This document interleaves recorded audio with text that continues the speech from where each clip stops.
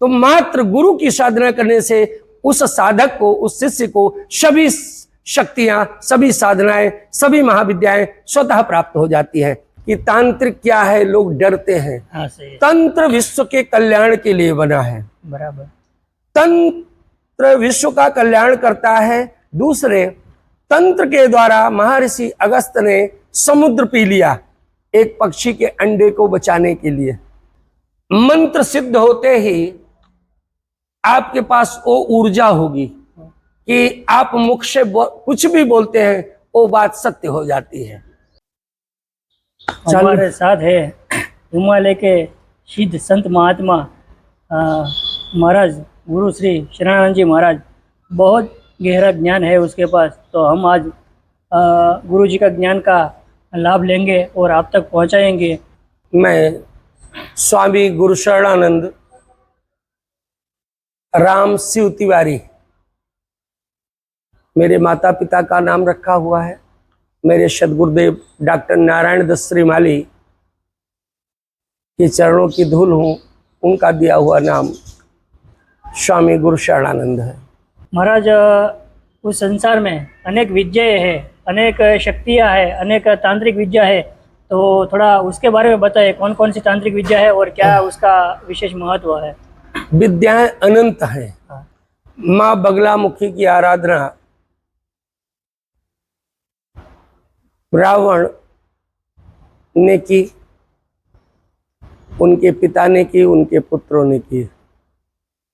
रावण ने काल को पाटी से बांध लिया था इसी विद्या की कृपा से, प्रताप से।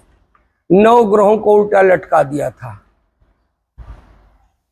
ये विद्या सब कुछ दे सकती है।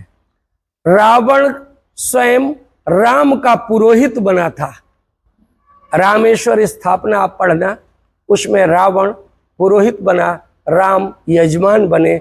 और रावण ने कहा कि संकल्प लो, तुम्हें क्या चाहिए। और वो संकल्प पूर्ण करने के लिए रामेश्वरम में अनुष्ठान पूर्ण किया रावण ने, और उन्हें सफलता का आशीर्वाद दिया राम लक्ष्मण को कि तुम विजयी बनो। ब्राह्मण का काम है यथा उचित अपनी विद्याओं का विश्व के कल्याण के लिए सदुपयोग करना। आपने प्रश्न किया कि तांत्रिक क्या है, लोग डरते हैं। हाँ, सही। तंत्र विश्व के कल्याण के लिए बना है। बराबर। तंत्र विश्व का कल्याण करता है। दूसरे, तंत्र के द्वारा महर्षि अगस्त्य ने समुद्र पी लिया एक पक्षी के अंडे को बचाने के लिए, चिड़िया के अंडों को बचाने के लिए। तो तंत्र विश्व के कल्याण के लिए बना, और तंत्र विश्व का कल्याण करता था, करता है, करता रहेगा। तांत्रिक के द्वारा किसी जीव को, किसी प्राणी मात्र को कष्ट नहीं होता है। सबसे पहले आपको समझना होगा कि तंत्र और कुतंत्र में अंतर क्या है। तांत्रिक शब्द लुप्त हो चुका है। रियल में तंत्र का मतलब सनातन धर्म का कल्याण, जीव मात्र का कल्याण। कुतांत्रिकों ने तांत्रिक शब्द ले लिया है और कुतांत्रिक तांत्रिक के रूप में जाने जाते हैं, तांत्रिक लुप्त हो गए। इसलिए लोगों को भय हो गया कि तांत्रिक से डरना है।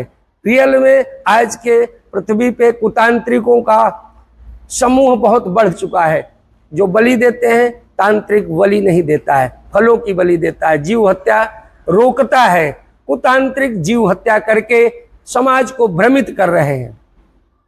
इसलिए आपको ये समझना होगा, तांत्रिक और कुतांत्रिक का अंतर समझना होगा आपको। तांत्रिक का साइड इफेक्ट नहीं है। कुतांत्रिक, आप जीव हत्या करके किसी का भला करेंगे तो जाहिर सी बात है उस जीव हत्या का दोष लगेगा। और जिस व्यक्ति का आप किसी जीव की हत्या करके कल्याण कर रहे हो तो वो कुतांत्रिक सड़के मरता है। जिसने किसी के कल्याण के लिए किसी जीव हत्या की है और धन अर्जित किया है, धन लिया है, तो तांत्रिक का विनाश होता है, उस सामने वाले का विनाश होता है। अंततो गत्वा वो कुतांत्रिक सड़के मरते हैं, तांत्रिक कोई भी सड़के नहीं मरता। गुरुजी, जैसे आपने बताया साधना के बारे में, तो बगलामुखी साधना, तो उसका क्या विशेष महत्व है और कौन कौन लोगों कर सकता है और उसका जो है लोगों को क्या फायदा होता है, उसके बारे में थोड़ा बताइए। जितनी भी महाविद्या है, ये एक जन्म में कोई भी महाविद्या प्राप्त करना असंभव है। ये अनंत जन्मों के पुण्य के प्रताप से जब तब से महाविद्या की कृपा प्राप्त होती है, या गुरु की कृपा से बहुत कुछ शीघ्रातिशीघ्र प्राप्त हो जाता है। कोई साधक अलग अलग महाविद्या, अलग अलग शक्तियों की साधना सिद्धि करते हैं और तब वो सिद्धियां साधना प्राप्त होती हैं। उनमें से एक कोई ऐसा साधक होता है जो केवल अपने गुरु को प्रसन्न करने के लिए बार बार गुरु साधना करता है। अगर उसके गुरु के पास वो सभी सिद्धियां हैं तो मात्र गुरु की साधना करने से उस साधक को, उस शिष्य को सभी शक्तियां, सभी साधनाएं, सभी महाविद्याएं स्वतः प्राप्त हो जाती है। उसे अलग अलग साधना नहीं करनी पड़ती है। तो या तो अलग अलग आप महाकाली की साधना करें, छिन्नमस्ता की साधना करें, बगलामुखी की साधना करें, भिन्न भिन्न साधनाएं देवी देवताओं की करें, यक्ष किन्नर गंधर्व की करें, या आप केवल गुरु को सिद्ध कर ले तो स्वतः सारी सिद्धियां जो गुरु में है वो साधक को, शिष्य को प्राप्त हो जाती है। वो आपने बताया गुरु को पसंद करने से वो मिल जाती है, वो शक्तिपात ही है क्या? वो शक्तिपात होता है गुरु की आज्ञा का पालन करना, गुरु निष्ठा जिसके अंदर है। शक्तिपात तो अलग पार्ट है। जब गुरु प्रसन्न होगा तो शक्तिपात के द्वारा सारी पावर, सारा तपोबल शिष्य में ट्रांसफर कर देता है। उस गुरु के ऊपर निर्भर करता है वो अपनी विद्याएं किस तरीके से, किस किस समय पे अपने शिष्य को ट्रांसफर करता है। वो गुप्त रहस्य है, उसे एक्सप्लेन करना असंभव है। जैसे जैसे शिष्य में पात्रता आती है वैसे वैसे गुरु, सदगुरु अपने शिष्य में वो विद्याओं को ट्रांसफर कर देता है। लेकिन वो बगलामुखी साधना कौन कौन लोग जो है ये कर सकते हैं? हम संसारी लोग क्या कर सकते हैं? उसका कोई विपरीत इफेक्ट है क्या है? उसके बारे में थोड़ा बताइए। कोई भी शिक्षक, गुरु, उसे पता होता है ये शिष्य में क्या क्वालिटी है, ये क्या कर सकता है, इसमें क्या पात्रता है, इसे कौन सी विद्या देनी चाहिए। तो गुरु उसकी पात्रता देख के विद्या ट्रांसफर करता है, विद्या की दीक्षा देता है। स्वयं कोई साधक, कोई शिष्य कहे कि मुझे ये चीज चाहिए तो वो बार बार साधना करने के बाद भी असफल हो जाता है, क्योंकि उसमें वो पात्रता नहीं है। गुरु को पता है एक किस लेवल का पात्र है, इसे क्या देना है। कई बार क्या है कि लोग कहते हैं कि नहीं मुझे बगलामुखी साधना करनी है। बगलामुखी साधना श्री विद्या के अंतर्गत आती है। एक श्लोक है, राज्यम देहि, राजा अपना राजपाट दे देगा, सिरो दे, सिर काट के दे देगा, न देहि श्री विद्या। श्री विद्या अनंत जन्मों के तपो पुंज को कोई ऐसे कैसे दे देगा। हाँ, गुरु कुछ भी दे सकता है अपने शिष्य को, बाकी गुरु जो दे सकता है वो कोई नहीं दे सकता है। जिस तरीके से माता पिता चल अचल संपत्ति अपने पुत्र पुत्री को देते हैं, उसी तरीके से पात्रता देखते हुए गुरु अपने शिष्य को अपना तपोबल ट्रांसफर करता है विद्या के रूप में। महाराज जी, वो विद्या जो प्राप्त करता है शिष्य, तो उसको क्या क्या जो है लोगों को फायदा होता है, क्या क्या वो काम करवा सकता है? कोई सही काम करवा सकता है, विपरीत काम भी करवा सकता है, तो उसके बारे में बताइए। अगर धर्म संगत कार्य करता है साधक, शिष्य या सदगुरु कोई भी, तो उसकी विद्या की पावर बढ़ती है। अगर उस विद्या का दुरुपयोग करता है तो उसका भी नाश होता है और उसका प्रभाव उसके गुरु के ऊपर भी पड़ता है, और लास्ट में वो सड़ के मरता है अगर विद्या का दुरुपयोग करता है।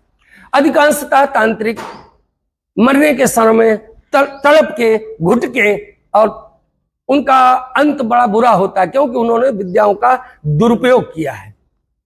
ये विश्व के कल्याण के लिए सारी शक्तियां गुरु के द्वारा शिष्यों को प्राप्त होती है, और शिष्य उन विद्याओं का स्वयं के लालच के लिए, स्वयं की सुविधा के लिए अगर उनका दुरुपयोग करता है तो उसका दंड का पात्र वो स्वयं साधक, स्वयं शिष्य बनता है।